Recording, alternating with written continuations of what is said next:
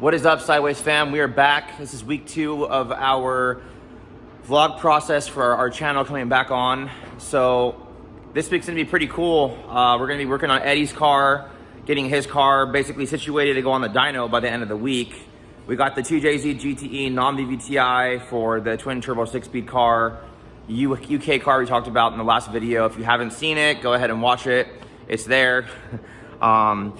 Also this week, we went ahead and on Saturday pulled the engine out of the gray right-hand drive JDM Mk4. That's right here. About to get it all pretty. We're gonna go ahead and scrub the engine bay down, get her all, cleaned up, remove all the stuff we don't need, and then go to the next. Mind me while I change my arms getting tired. And pretty cool too, a new project's coming in.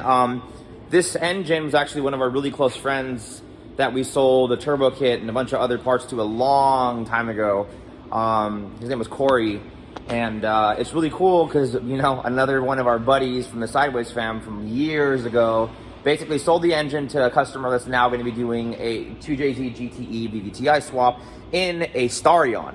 So I've never gotten the pleasure of building one of those. You hardly see them. I'm very, very excited about it. I'm sure we'll be vlogging it and kind of going through the process of the whole thing. He's going to be going cams, intake manifold, comp turbo, possibly if I can get him to upgrade. Definitely AIM Infinity. We're gonna go cam dash, build the custom mounts, kind of do all the stuff we typically do for all of the cars that we build. So it's gonna be super badass. We're looking for probably only 500 horsepower, saying that the kid's only like 15, 16 and daddy's paying for the bills. So we gotta be kind of conservative.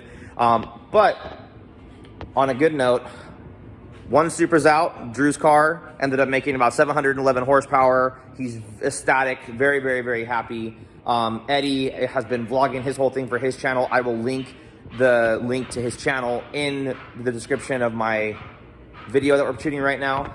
And yeah, we're gonna go ahead and get into it. I don't know how long I'm gonna really be videoing while I'm working, since I record with my phone and I don't have like a little tripod assembly or anything. So I will just kind of shoot in between of what's going on and kind of what we've done and the whole thing. But right now we're gonna go ahead and tear this down, or sorry, I'm gonna be tearing this down and pulling out the stock cams, putting in the Brian Power 264 cams, putting in his cam seals, possibly getting down to the bottom, checking his front main seal, replacing that, ECT through it of whatever. So we're gonna get into this right now. So stay with me and I'll get you an update in a few minutes.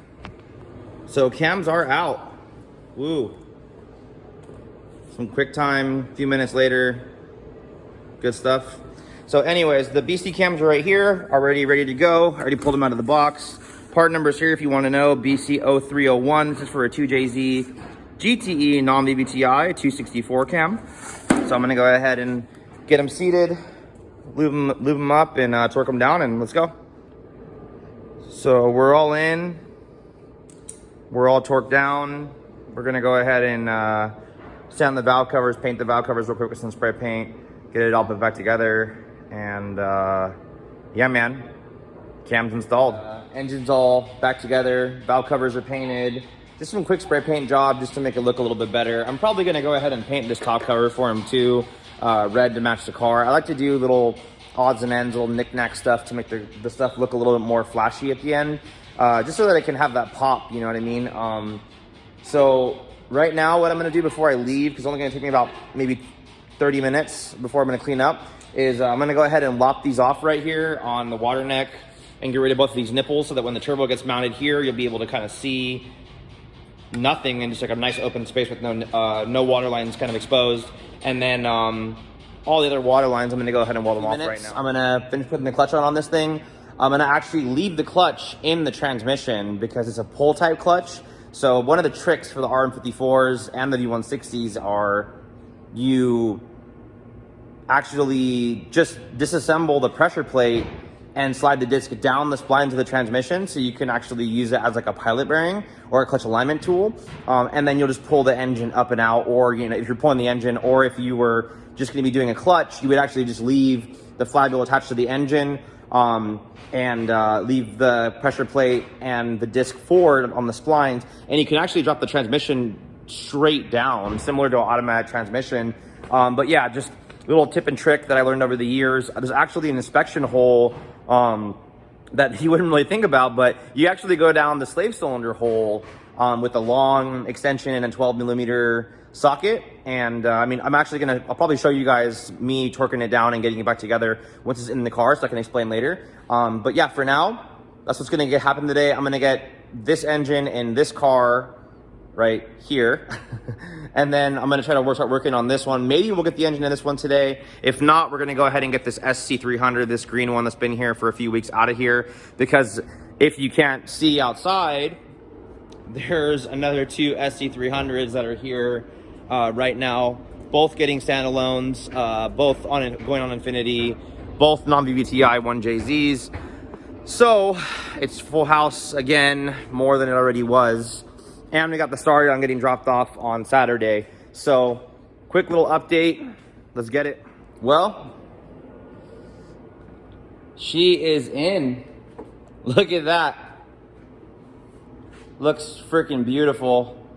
And we're seated on the tranny. I'm gonna go ahead and get underneath and start blasting everything together.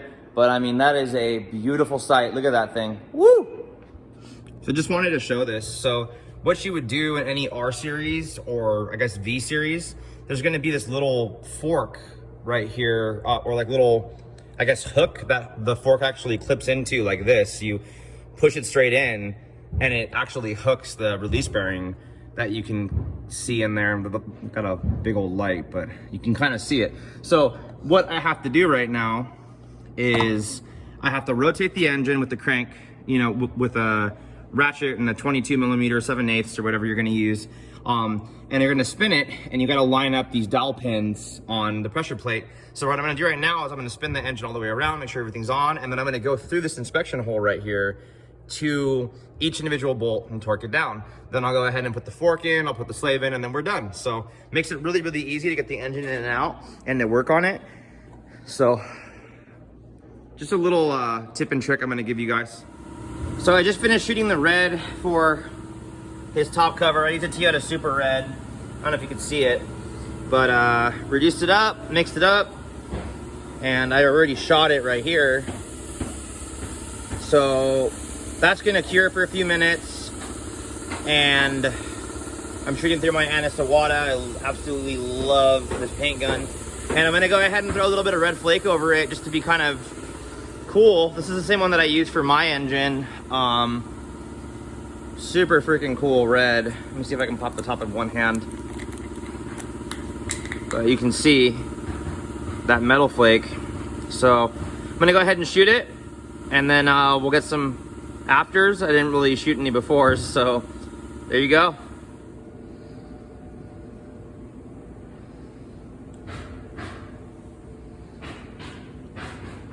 Yeah, look at that glitter. Woo!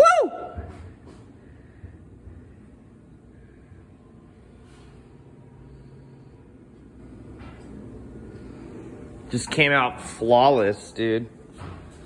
So happy about this.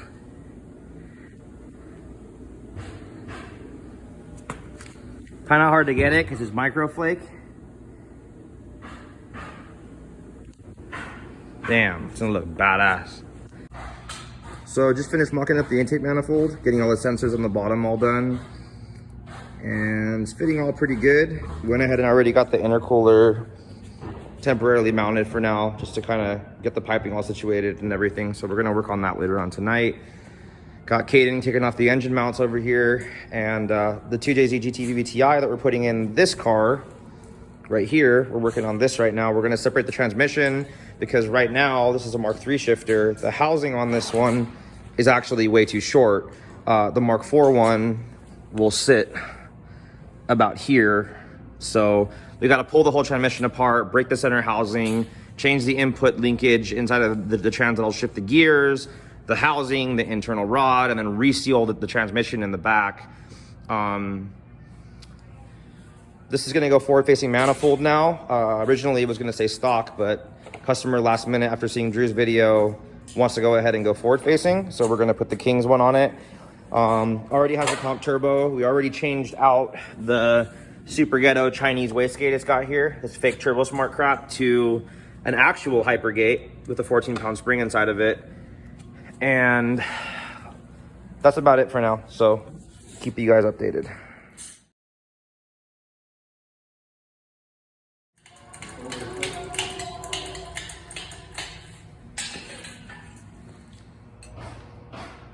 So last night we were here till about midnight.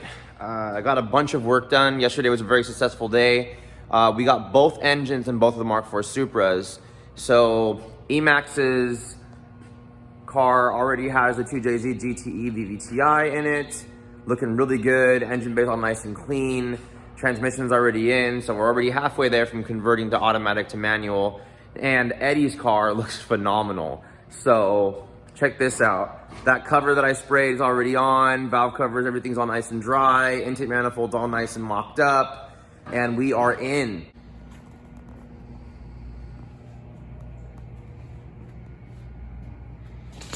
Went ahead and flipped the camera for you guys, just so we can kind of all see the fitment and how good this is turning out. I mean, looking really good. So a little update, it's Thursday morning and we decided to go ahead and move forward with the SC. Eddie's car and Emax's Mk4 are on the lift and pretty much at a halt. I haven't finished making the wiring harnesses for both cars yet. They're still on the bench at home. Almost finished with them. Hopefully I'll get through Eddie's by maybe Monday or Tuesday. I'll have it done and we can start going ahead and getting it on the car. Base mapping by Wednesday or Thursday of next week. And then possibly getting on dyno by Friday or Saturday of next week. But with this one, I opened up the channel again last week, so there's not gonna be much on this car, but this car is a sc300, 1JZ Vvti swapped with a JZX 100 engine. So this is the one that everybody likes because you can go directly to Power FC with the factory wiring harness. Now the factory wiring harness that was in the car was totally destroyed. So I went ahead and made him a brand new harness from scratch. That way we plug and play to the standalone. I actually also kept the connector for the master airflow sensor. So if he wants to go ahead and run a stock computer again or resell the standalone or whatever he wants to do, that's great. Boost controller and map sensor will be integrated into his sub harness for his Power FC because he's going to be actually putting it on Epexi Power FC standalone. And I also integrated as well an intake air temperature connector that we're going to go ahead and weld a sensor into this pipe right now. So as far as getting this done today, since I've already gotten the majority of the stuff done, the new wiring harness is already on. I already put a new intake manifold gasket with new hardware in there. All the turbo stuff has been tightened down. Pretty much everything on this engine came in hand tight and like loose. The car's been sitting for a really long time. So there's a lot of work to do, but heater lines have already been done. And looped because the heater core was actually bad. So I'm gonna get into it, and I gotta do a little bit of intercooler piping clamps and some vacuum caps, and I'm gonna show you guys also another trick in this video, along with the Supra one that I showed you guys in this video as well. On all of these sc300s, you will have to do a 12-volt mod where the fuel pump will never turn on. Unless if you've wired in the fuel computer and gotten all that kind of functional and working. So what I'm gonna do is I'm gonna show you how to bypass it. You pull the rear panel out of the driver's side rear, and there's a fuel pump computer back there. They go bad sometimes too, so it's really good to kind of learn this if you have a 300 or 400 chassis.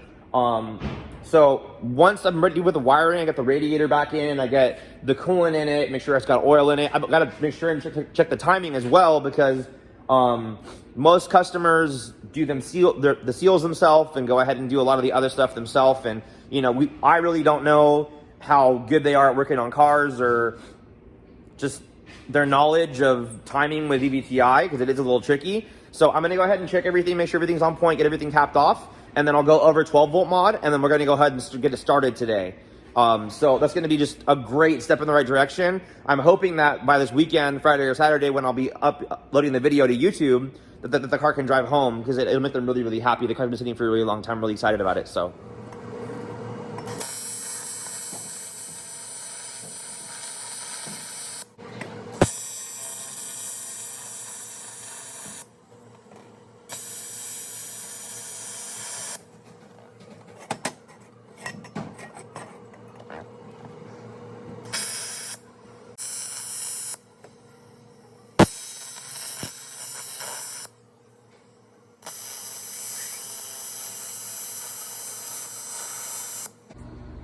Well, fuel lines are done.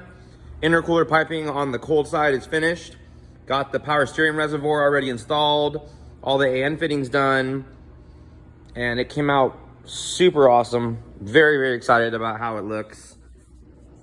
Unlike all the rest of them, we usually cut up here underneath the headlight and run the piping down this way. But on this one, I decided to be kind of cool to try running it like this, 45 straight down with the intake air temperature sensor welded on. And then through the bottom, come around with a 90 back in, just so that we can avoid the cutting, since this was an expensive vehicle to import. Twin turbo 6-speed V160 car. I got the turbo housing already bolted in, new gasket, everything torqued down, got the downpipe already set up and ready to go. So I am just waiting for the cartridge from Comp so I can go ahead and put that in and finish the hot side intercooler piping, and we'll be ready to start. So just a little update. Let's get it. So here's your fuel pump ECU. You take the panel off the back here, and you're able to get to it. You get over to the computer. The bar right here. And you're gonna have this connector right here plugged into this. You're gonna have a green wire and a black with red wire, and you're gonna go ahead and cut these from the connector. This can actually remain plugged in, and there's no issue with that at all. And right behind where you cut it, you're gonna go ahead and twist those two together. By doing that, you bypass the ECU. You're actually giving the fuel pump better voltage, and that's usually all you have to do when you're doing an sc300 swap to get when the key comes forward, accessory forward, for you to be able to have it go ahead and power up. Nobody wants to tell you these little secrets. I don't mind telling you because everyone's doing these swaps themselves anyway. What in the hell plug is this shit? Bro. Dang, bro.